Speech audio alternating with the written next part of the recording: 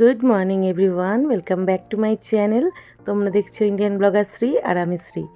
আর কেমন আছো তোমরা সবাই? আশা করছি তোমরা সবাই প্রচণ্ড ভালো আছো এই শীতে। তো যাই হোক, দেখো সকালবেলা উঠে আমি চা খেয়ে নিয়েছি, আর এই দইটা আমার সোনাকে খাওয়াবো। ও সকালে ব্রেকফাস্টে দই চিড়ে খায়। আর এই দেখো আমার বেডরুমের জানলা দিয়ে এরকম রোদ আসে বলে আমি সমস্ত জিনিসগুলো এরকম রোদে দিয়ে থাকি। আর সোনা এখানে ঘুরঘুর করছে। এবার আমি ব্রেকফাস্টটা করে নেব। আর শীতকালে তোমাদের কেমন কাটছে সেটা অবশ্যই জানিও। আমার তো শীতে একটু সমস্যা হয়, তো ভালোই কাটছে, গরমকালের থেকে অন্তত ভালো। শীতকালে ইচ্ছা মতো মানে ঘোরা, খাওয়া দাওয়া সব কিছুই করা যায়। তো যাই হোক, যেটা গরমকালে একদমই পসিবল নয়। একটু কাজকর্ম করলে আমরা ক্লান্ত হয়ে যাই, আর ঘেমে সারা বডি সোয়েট করে। যাই হোক, তো দেখো আমি ব্রেকফাস্টটা করে নেবো, নিয়ে তারপর চলে যাব রান্নার দিকে।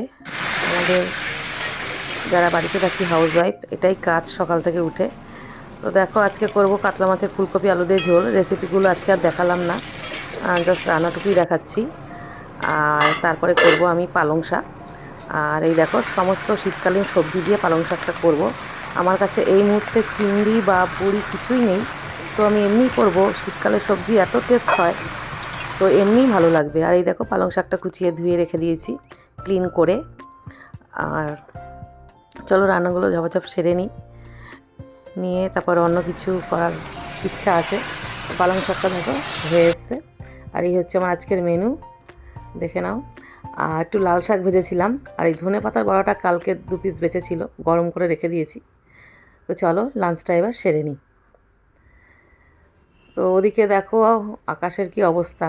সকালবেলা একটু রোদ ছিল, এবার দুপুর হতে না হতে আবার দেখছি একটু মেঘলা মেঘলা, কুয়াশা কুয়াশা কীরকম লাগছে। আর এই যে আমার সোনা সারাদিন শুধু ঘুরঘুর করে। এইটা হচ্ছে ওর যত টয়েস আছে সব এই ঝুড়ির মধ্যে রেখে। গুড নাইট ফ্রেন্ডস, এখন রাত 11টা বাজে, তাই আমি গুড নাইট বললাম। তো সন্ধ্যের থেকে বাড়িতে বসেই ছিলাম, টুকটাক কাজগুলো করছিলাম। তো হঠাৎ তোমাদের দাদা বললো চলো এক জায়গায় তোমাদের ডিনার করাতে নিয়ে যাব। তো আমি জায়গার নাম জিজ্ঞেস করলাম, তো উনি কিছুতেই বলছে না। আমরা ওনার কথা মতো ফটাফট রেডি হয়ে বেরিয়ে পড়লাম। তো চলো দেখা যাক কোথায় নিয়ে যাচ্ছে। তো সেখানে গিয়ে তোমাদের সঙ্গে দেখা হচ্ছে। তো তোমরা ব্লগটা দেখতে থাকো।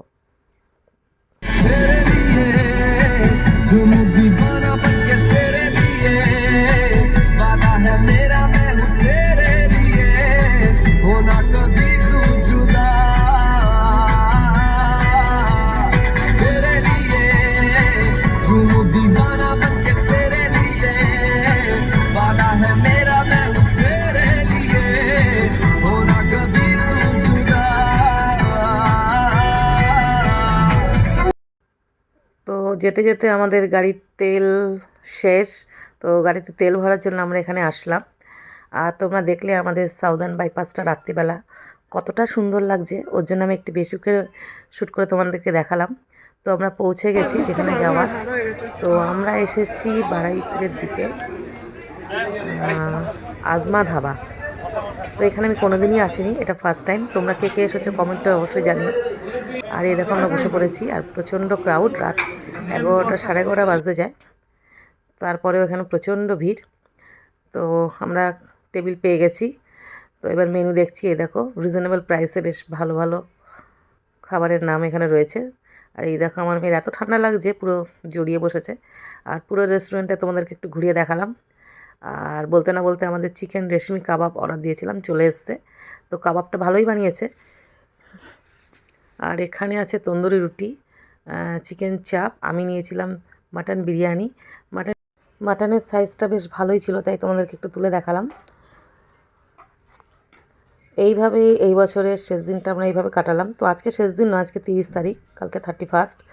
তো যাই হোক, এইভাবে 2024কে বাইরে ডিনার করে আমরা আমাদের মতো বাই বাই করবো আর কি। তো তোমরা বছরের শেষ দিনটাকে কেমন কাটালে অবশ্যই জানিও। আর এখানে ফিরনি নাকি খুব বিখ্যাত, ফিরনি রসগোল্লা, তাই ও দুটোও খেলাম, ভালোই লাগলো খেতে। আমার সোনার জন্য একটা রুটি নিয়ে নিলাম, ও রাত্রিবেলা রুটি খায় তন্দুরি। তো ফ্রেন্ডস, তোমরা যারা যারা আমার চ্যানেলটাকে সাবস্ক্রাইব করোনি প্লিজ সাবস্ক্রাইব করে দিও। তো চলো আজকের মতো টাটা বাই, আর কাল আসছে আর একটা নতুন ভিডিও নিয়ে।